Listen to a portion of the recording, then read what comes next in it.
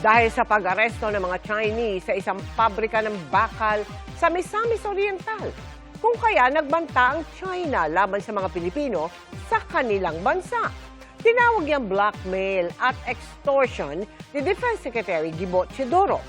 Tila tinutuon naman yan dahil 100 Pilipino ang inaresto.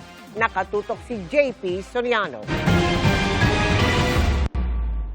Nakikipag-ugnayan na raw ang Department of Foreign Affairs sa Philippine Embassy sa Beijing kaugnay ng anunsyo ng Chinese Foreign Ministry na mahigit 100 Pilipino ang inaresto o inaksyonan dahil sa illegal umanong pagtatrabaho o paninirahan sa China.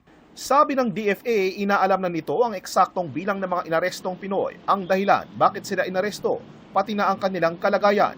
Nais nilang matiyak na mabibigyan sila ng due process at matulungan kung kailangan. Pero lumabas sa pagdinig sa Senado kahapon ang isa umanong pagbabanta ng China.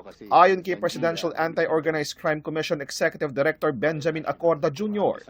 Pagkatapos ng raid, pumunta sa kanyang tanggapan ng mga kinatawan ng Chinese Embassy sa Pilipinas at nagbabala na posible umano nilang arestuhin ang mga Pilipino sa China kung hindi raw palalayain ng Pilipinas ang mga naarestong Chinese national. During the visit to my office, Madam Chair, yan ang isang masakit. Because after our conversation, sinabihan po tayo na there is a threat na uhulihin din ang mga Pilipino sa bansa nila pag hindi natin pinakawalan ang mga world Chinese workers. Ang tinutukoy nila ang 69 na naarestong mga Chino nang i-raid ng mga otoridad noong Mayo ang isang steel manufacturing facility sa Misamis Oriental. Wala kasi silang work permit para magtrabaho sa Pilipinas. Not something to be appreciated at all.